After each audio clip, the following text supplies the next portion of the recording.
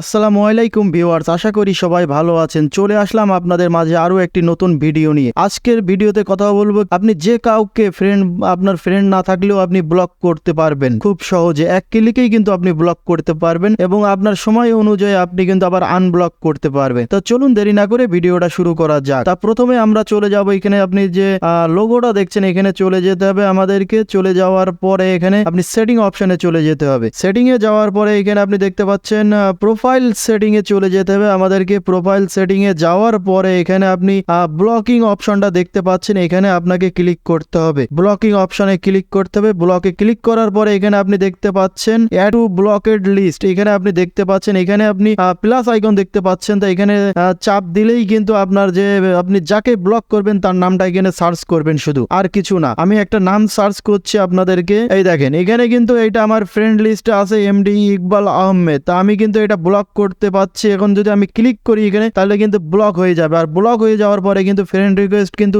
Friend কিন্তু আর থাকবে না। আবার নতুন আপনি যদি আনব্লক করেন তাহলে কিন্তু আর কোনো কাজে আসবে না। তারপরেও কিন্তু আমি এখন যে কোনো একটা ব্লক করে আপনাদেরকে দেখাচ্ছি। এখানে আমি ব্লকে, এবার আপনি এখানে জাস্ট ব্লক অপশনে ক্লিক করে দেবেন। এখানে ক্লিক করার সাথে সাথে কিন্তু ব্লক হয়ে যাবে, একদম ব্লক হয়ে গেছে। তো আমি যদি এখন এই দেখেন, আমি যদি এখন ব্যাকে আসি, ব্যাকে আসার পরে এখানে আপনি দেখতে পাচ্ছেন আমার কিন্তু একটা ছিল, এখানে একটা ছিল, আর একটা কিন্তু জয়েন হয়ে গিয়েছে। আমি এখন এটা আনব্লক করে দিচ্ছি, দেখেন আনব্লক করে দিচ্ছি। জাস্ট এখানে আনব্লকে ক্লিক করে দেবো, আনব্লক হয়ে যাবে। খুব সহজভাবে কিন্তু আনব্লক হয়ে যাবে। এই দেখেন আনব্লক হয়ে গিয়েছে, আর কিন্তু এখানে নেই। আজকের ভিডিওতে যদি কোনো উপকারে এসে থাকে আপনাদের, অবশ্যই চ্যানেলটি সাবস্ক্রাইব করবেন আর ভিডিওতে একটি করে লাইক দেবেন। ধন্যবাদ।